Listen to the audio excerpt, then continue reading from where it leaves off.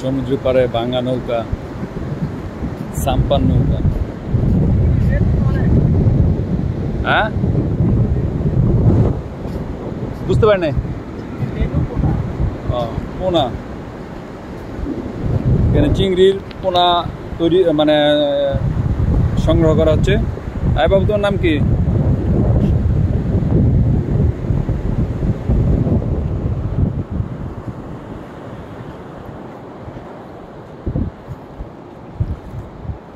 ও, এগুলো কি কাঁকড়া না পোনা?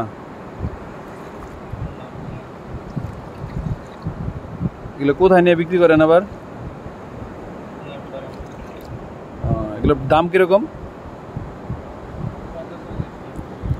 কি? 140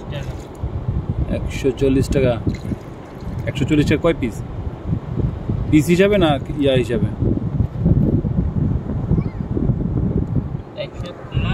ও, 100 × 140? 40 টাকা। 100 × 40 টাকা।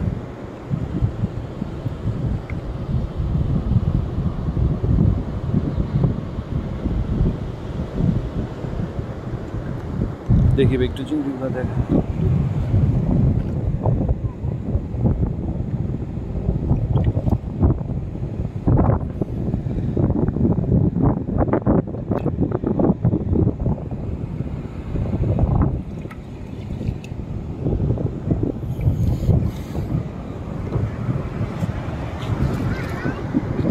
ওইটা কি কাঁকড়া? ওইটা কি ছেড়ে দেবেন না নিয়ে যাবেন?